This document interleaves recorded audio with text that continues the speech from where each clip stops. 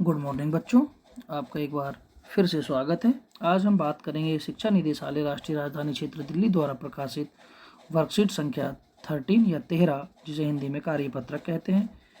यह वर्कशीट विज्ञान विषय की है, कक्षा 8 के विद्यार्थियों के लिए है। यह वर्कशीट 13/11/2020 की है।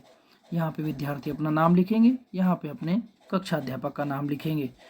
आज की हमारी वर्कशीट का शीर्षक है धातु के रासायनिक गुण। हम पिछली कक्षा में अम्ल और क्षार के गुणों के बारे में पढ़ चुके हैं। कुछ सामान्य अम्ल और उनके स्रोत इस प्रकार हैं। लैक्टिक अम्ल हमें दही से प्राप्त होता है। एसिटिक अम्ल हमें सिरका से प्राप्त होता है।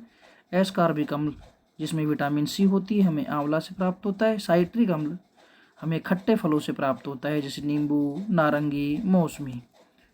ये नींबू का चित्र दिखाया गया है यहाँ पे। ये विनेगर है, जिसे सिरका बोलते हैं हम हिंदी में। ये विनेगर का चित्र दिखाया गया है, जिसे सिरका भी कहते हैं।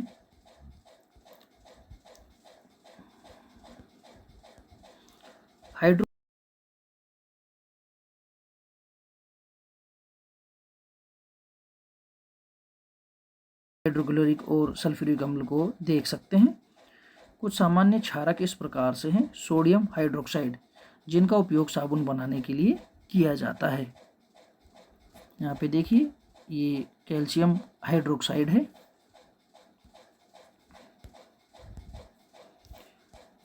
कैल्शियम हाइड्रोक्साइड और मैग्नीशियम हाइड्रोक्साइड का उपयोग एंटासिड के रूप में किया जाता है। अब हम धातुओं के कुछ और रासायनिक गुण जानेंगे। अम्ल से अभिक्रिया, कि जब धातुएं अम्ल से अभिक्रिया करती है तो क्या होता है। तो देखिए बच्चों,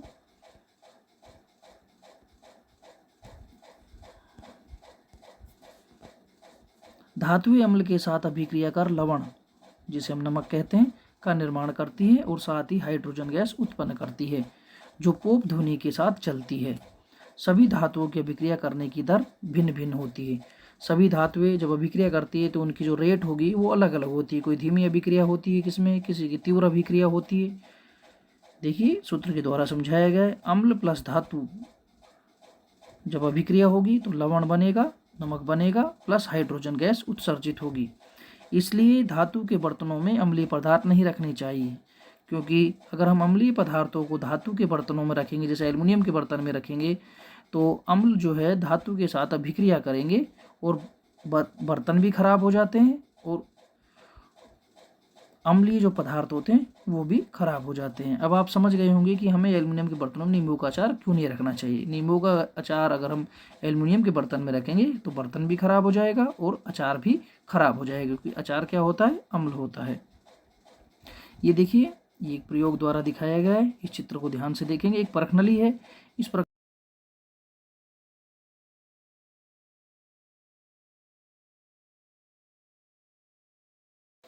यहाँ पे जब इसकी अभिक्रिया होती है अम्ल और धातु की, तो यहाँ पे पोप ध्वनि से जलती हुई हाइड्रोजन गैस यहाँ पे दिखाई गई है। ये हाइड्रोजन गैस इससे निकलती है। अब क्षार से अभिक्रिया देखेंगे हम बच्चों। कुछ धातुएं क्षार के साथ अभिक्रिया कर लवण या नमक का निर्माण करती है और साथ ही हाइड्रोजन गैस भी उत्पन्न करती है। जैसे धातु प्लस क्षार की जब अभिक्रिया होगी तो उससे लवण नमक का निर्माण होगा, प्लस हाइड्रोजन गैस उत्सर्जित होगी। स्वयं को जांचिए। अब इस वर्कशीट से संबंधित कुछ प्रश्न दिए गए हैं, उनको देखते हैं। पहला प्रश्न है, कुछ सामान्य अम्ल और उनके स्रोतों के नाम बताइए। दूसरा प्रश्न है, अचार को एल्युमिनियम के बर्तनों में क्यों नहीं रखना चाहिए। तीसरा प्रश्न है, क्या होता है जब धातुएं अम्ल के साथ अभिक्रिया करती है। चौथा प्रश्न है, अचानक से किसी गैस को जलाने पर पोप ध्वनि कौन सी गैस की उपस्थिति दर्शाती है। वर्कशीट के क्वेश्चन आंसर देखने के लिए क्वेश्चन आंसर मैं आपको आसानी से समझाता हूं बच्चों। देखिए, हम क्वेश्चन आंसर को समझते हैं। पहला क्वेश्चन, कुछ सामान्य अम्ल और उनके स्रोतों के नाम बताइए। तो प्यारे बच्चों, लैक्टिक अम्ल का स्रोत है दही। एसिटिक अम्ल का स्रोत है सिरका। एस्कॉर्बिक अम्ल का स्रोत है आंवला। साइट्रिक अम्ल का स्रोत खट्टे फल जैसे नींबू, नारंगी। प्रश्न संख्या 2, अचार को एल्युमिनियम के बर्तन में क्यों नहीं रखना चाहिए। ये यहाँ पे मिसप्रिंट है थोड़ा सा। अचार को एल्युमिनियम के बर्तन में यहाँ पे क्यों लिख देंगे, क्यों नहीं रखना चाहिए, नहीं रखना चाहिए। क्यों नहीं रखना चाहिए, क्यों नहीं रखना चाहिए, ये लिखना है आपको यहाँ पे। क्योंकि धातु एल्युमिनियम धातु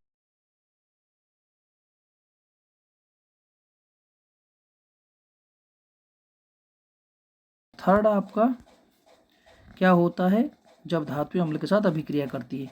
तो जब धातु अम्ल के साथ अभिक्रिया करती है तो हाइड्रोजन गैस उत्पन्न होती है और नमक का निर्माण होता है। प्रश्न संख्या 4, अचानक से किसी गैस को जलाने पर पॉप ध्वनि कौन सी गैस की उपस्थिति दर्शाती है? इसका आंसर होगा हाइड्रोजन गैस।